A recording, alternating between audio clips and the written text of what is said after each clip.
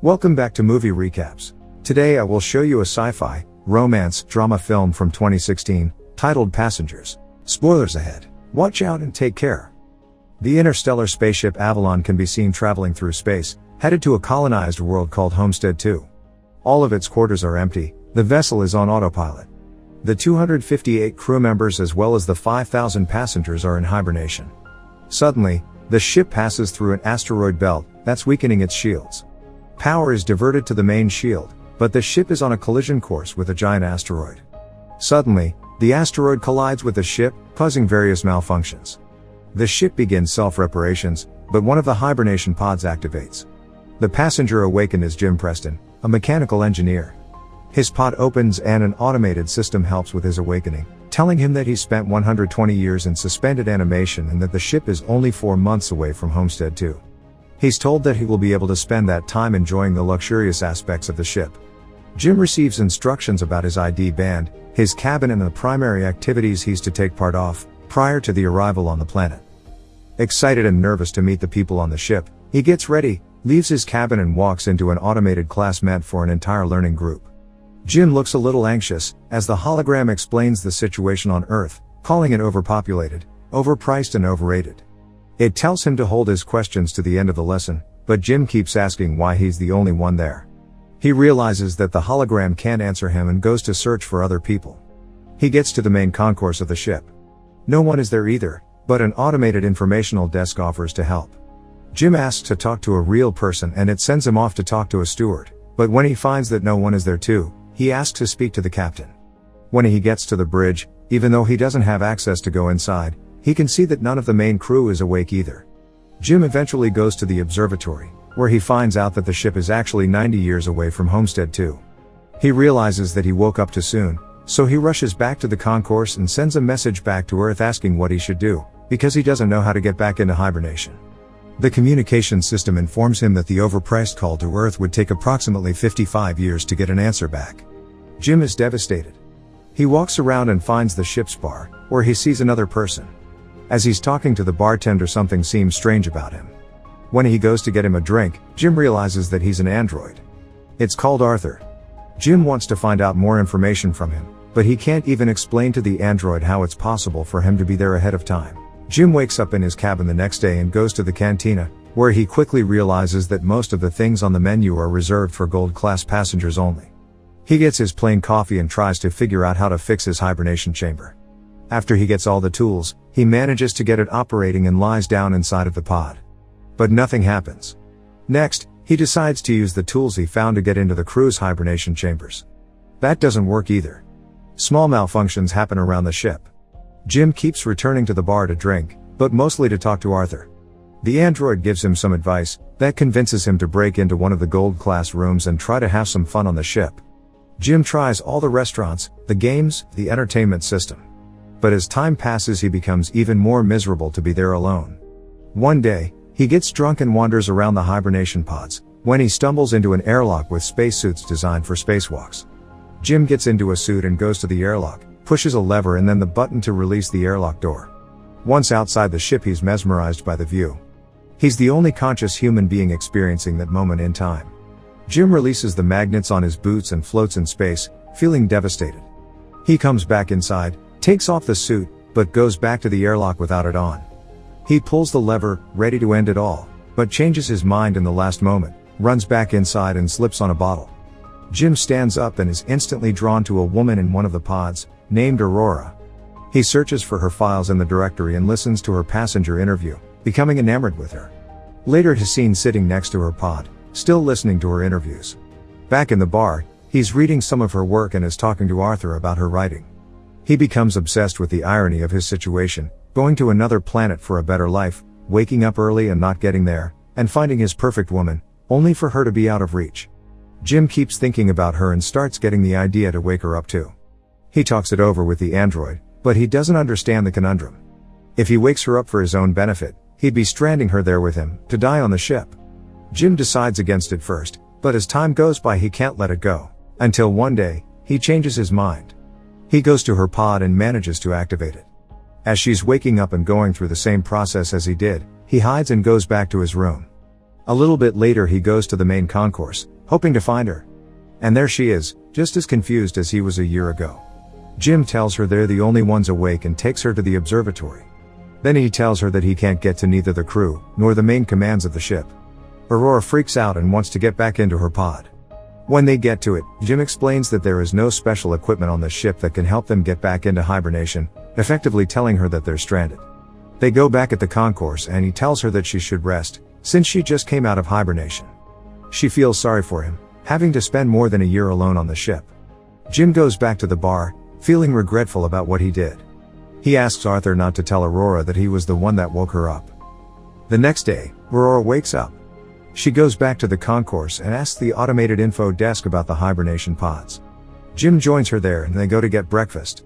As they leave, the info desk has some sort of malfunction. In the cantina, Aurora realizes that Jim has been eating the same breakfast for more than a year and gets him one of the gold class menus. They talk about the possibility to fix the pods, but, unlike Jim, Aurora isn't ready to give up. She searches through the infirmary, then goes through research documents, eventually ending up at the crew's hibernation quarters trying to break the doors open. Jim notices more malfunctions throughout the ship. Sometime later, Aurora laments about her life on the Avalon. She writes, jogs around the ship and swims in the pool, becoming more and more aware of her situation. She goes to the cantina to interview Jim, thinking that his story might be interesting. She asks why he immigrated to the colony. Jim answers with slogans from the company first, but then further explains that he hopes that on the new world he could be somebody, he could build a life. Later, they end up in the observatory and Aurora finally shares her reason to be there. Unlike the other passengers on the ship, she has a round-trip ticket. Her idea was to go to Homestead 2, live there for a year and come back to Earth, to become the first journalist that has ever done that, writing the greatest story that ever was. Aurora slowly gives up on finding a way to fix their current predicament and Jim figures out a way to cheer her up. He takes her dancing, to the cinema, and to the basketball court. Lastly, he takes her to the bar to meet Arthur. She relaxes for a bit, until she remembers their situation. Jim is left alone with the android, feeling awful about what he's done to her. The next moment he's seen tinkering with something and in the other Aurora walks into the observatory to find a miniature of the Chrysler building he made for her. Sometime later, they go on a date at the bar. They have dinner and share stories about their lives. She tells him that her father died when she was a teenager. After the dinner, Jim takes Aurora to the airlock and they get into the spacesuits. They go out for a spacewalk together. Jim finally has someone to share that magnificent experience with. Jim switches off the magnets on their boots and they float together in space. They come back inside and immediately kiss, retreat to his cabin and sleep together. Soon after, they start living like a couple. Aurora moves into his cabin and writes about her life on the ship. They jog together, eat together, sleep together. Jim explores the ship further and finds the hydroponics bay. He brings Aurora flowers. One day the ship passes by a red giant and they go to the observatory to see it. It's Aurora's birthday, so later that night they celebrate it in one of the many restaurants on the ship and then the bar. Jim goes to the washroom and prepares the ring he made for Aurora, while she stays in the bar chatting with Arthur. The android tells Aurora that Jim woke her up intentionally, unaware that he was still to keep that a secret. Suddenly, Jim comes back and she confronts him in absolute disbelief. She runs away furious and panicked. Jim comes back to his cabin to find all her things gone. He runs into her in the cantina the next day, but the moment he speaks, she runs away. Aurora is desperate. One night she goes over to Jim's cabin, punching and kicking him, wanting to kill him. Talking to her over the comm because she keeps avoiding him, Jim tries to apologize and explain his actions to her. He tells her he fell in love with her, but Aurora doesn't care. She can't forgive him for taking her life. One night, as Jim is in his cabin, another malfunction happens. The ship faces a critical error and the main command shuts down. Later, he walks into the elevator and it malfunctions. Aurora walks into the main concourse and sees that Jim has planted a tree there. Then, she goes to the cantina, where the food dispensary is also malfunctioning. Suddenly, both of them hear the voice of the deck chief over the comms, asking who planted the tree. They both run into the concourse and see Gus Mancuso standing in front of Jim's tree. They introduce themselves and tell the chief about the situation. He doesn't understand how 3 pods could fail.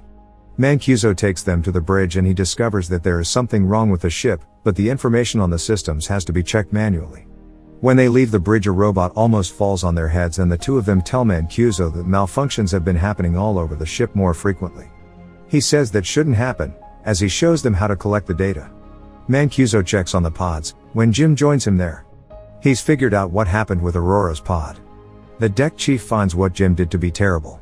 Later, he's at the bridge checking the collected data, when Aurora joins him. They talk about what happened with her pod, but he tells her that he can't do anything about it. Jim walks in with the 16th broken robot. Mancuso feels the hibernation sickness, so he goes to rest, but as he walks out, he coughs out blood. That night, Aurora can't sleep, so she goes for a swim. Suddenly there's gravity loss throughout the ship and she starts drowning as the water from the pool moves with her. The gravity drive resets and she barely makes it out alive. They both run into each other going to find Mancuso. The three of them are back at the bridge, slowly discovering what has been going on with the ship. Mancuso figures out that something happened 2 years ago, taking out a major system. They need to find and fix what has caused the failure, because the entire ship is trying to pick up the slack. If they don't fix it, the entire vessel will be stranded. They go to find the problem, but Mancuso faints, so Jim and Aurora take him to the infirmary. He's dying and there are no treatments that can stop it or prolong the time he has left. Sometime later, the three of them meet in the observatory and Mancuso gives Jim his ID bracelet, tells them to fix the ship and immediately perishes. Suddenly, the lights change to an alarming red and the ship starts shaking. Jim tells Aurora that he needs her help, and they run toward engineering, but there's another failure in the gravity drive. And immediately another one that afflicts Arthur as well. Jim deactivates him. They finally arrive in engineering and start looking for the problem. They find it in the power plant and as they open the hatch, Aurora gets sucked in. The asteroid has caused a breach in the hull in that area. Jim gets sucked in too, but he holds on to the hatch, as it keeps closing on him. Eventually he gets sucked in too, but they quickly manage to seal the breach. Instantly after fixing that problem, Jim realizes that there is more than one breach in the hull. The two of them follow the trajectory of the meteor and find that it has hit the reactor control computer. Jim thinks he can find replacement parts for it. They find the part and change it, but the process of venting the reactor still fails. They do it manually, but it fails again. Jim figures out that he needs to open the vent door from outside of the ship, so they can cool the reactor down. Both of them go to the airlock and as he's getting ready to go out, he gives Aurora Mancuso's bracelet, because he might not come back. She helps him with the suit and as he walks into the airlock she tells him to come back because she can't live on the ship without him. Aurora goes back to the reactor, where the temperature has hit critical heights. A bolt from the reactor propels into her arm, as Jim is getting closer to the vent from the outside and sees the door. The temperature rises in the reactor room, while he is trying to bypass the vent door to open it. He soon realizes that he'll have to manually hold the door open so the reactor can vent and he tells Aurora. She doesn't like the plan, but he goes ahead with it and tells her to vent the reactor. She doesn't want him to die and they argue, but he tells her that they have to save the other people and she vents the reactor. The process is successful, but the fumes from the reactor push Jim away and break his tether. The pressure in his suit is dropping too. He tells Aurora what happened and she moves as fast as she can to get to another suit and bring him in. He apologizes to her again. She puts on a suit and flies out to get him, but her tether is too short. She's pulled back, but suddenly grabs onto his tether and manages to pull him in. Aurora drags Jim into the infirmary, only to find out that he's already dead. She uses Mancuso's bracelet to override the medical protocols and to resuscitate him. The medical pod does the work automatically and revives Jim. Aurora forgives him. Later, Aurora fixes Arthur and they give Mancuso a proper space burial. Jim takes her to the infirmary and tells her that he's found a way to use the medical pod as a hibernation one. He tells her to get inside the pod and ride out the rest of the journey in there. But, as is later revealed, she declines and decides to stay with him, awake on the ship. Jim finally proposes to her and they live out their lives on the ship. 88 years later, the Avalon arrives on Homestead 2. The crew wakes up and finds the ship in a very unexpected state. Aurora leaves them a message, retelling the story of the life her and Jim had on the ship while the rest were sleeping. Make sure to subscribe and turn on notifications so you can watch more videos like this. Thanks for watching.